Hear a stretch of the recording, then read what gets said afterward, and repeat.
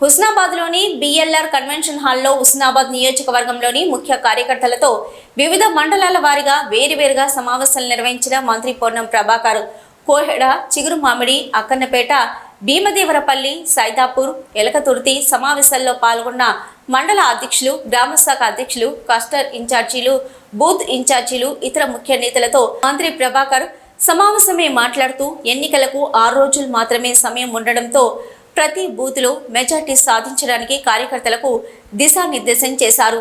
ఈ కార్యక్రమంలో కాంగ్రెస్ కార్యకర్తలు తదితరులు పాల్గొన్నారు. అందరికి బరాబర్ రేషన్ కార్డులు ఇస్తాం. అదే మనవాళ్ళు లేదు, ధైర్యం కూడాలని చెప్పండి. మనమే నమ్మకం ఉండాలి. ఎందుకు నమ్మకం ఉండాలని ముందే చెప్పిన 2004 నుంచి 2014 దాకా మనం చెప్పిన ప్రతి మాట అమలు చేసినాం. మేము ఏదైనా చేయొద్దుంటే చూపెట్టుకొని అడగడానికి హక్కు ఉంది. కాబట్టి ఇప్పుడు కూడా రేషన్ కార్డులు ఇస్తాము. రెండవది, కొత్త పెన్షన్ ఎవరైతే రాలేదు జెన్యూన్ న్యాయంగా రావాల్సినటువంటి వాళ్ళు మనం చూసిన కోవిడ్ కాకపోతే పాపం వాస్తవంగా ప్రచారం ఎదురు చూస్తే వాళ్ళకి పెన్షన్ రావాలి వస్తుంది. అప్పుడు ఊళ్ళో తిరిగినప్పుడు అటువంటి కేసులు ఎదురవుతున్నాయి. అట్లా ఏమున్నా పెన్షన్ బరాబర్ కొత్త వాళ్ళకి ఇస్తాం. పాత వాళ్ళకి కూడా పెన్షన్ 4,000 రూపాయలు పెన్షన్ ఇచ్చేస్తుంది. కొద్దిగా ఆగస్టు సెప్టెంబర్ ఎప్పుడో దాని ప్రాసెస్ ఉంది. దానికి సంబంధించి కూడా అయితే రెండోది, రైతుల ఆదాయం రెట్టింపు చేస్తాను. రెట్టింపు అయిందా?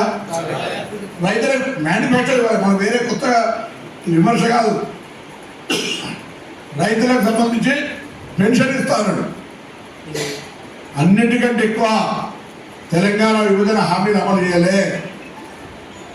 ఊళ్ళో ఇంకొక మాట చెప్పాలి.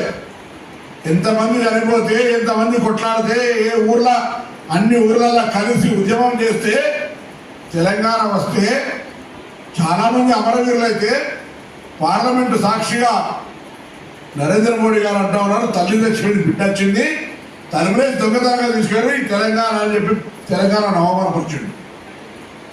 ఈరోజు చెప్తా, తెలంగాణ అనేటువంటి మన ఆత్మగౌరవాన్ని కొట్లాడి తెచ్చుకుంటుంది.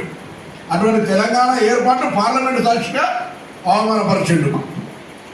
సో ఇది 2 కోట్ల ఉద్యోగాలు 1 year 10 ఏడాది 2 కోట్ల ఉద్యోగాలు. సో ఇది కాక ఇంకొకటి ప్రతి ఇంటికి, అందులో ప్రధానమైనటువంటి 10 లక్షల ఆరోగ్యశ్రీకి సంబంధించి మీరైతే మీ అందరికీ కోరుతా ఉన్నా, ఎక్కడైనా ఆరోగ్యశ్రీకి అందిగా వచ్చేటువంటి కేసు, అది సిద్దిపేట హాస్పిటల్ కానీ, కరీంనగర్ కానీ, వరంగల్ కానీ, హైదరాబాద్ కానీ, నేను ఒక ప్రత్యేక మనిషిని పెట్టిన మన మండలంలో ఎవరికైనా అనారోగ్య రీత్యా ఏదైనా ఇబ్బంది ఉన్నప్పుడు వెంటనే మన మనిషి స్పందిస్తాడు ఆరోగ్యానికి సంబంధించి. అట్లా ఎవరైనా మీకు చెప్పగానే స్పందించిండ్రు అనేది నేను ఉన్నాయా? ఎప్పుడైనా ఏదైనా ఉంటే మండల ప్రెసిడెంట్ కానీ, ఆఫీస్ కళ్యాణ్ కానీ, సత్యం కానీ, రమణ కానీ, నాకు కానీ ఆ చారీ నెంబర్ ఏదైనా హైదరాబాద్ న్యూస్ పెట్టుకోవచ్చు.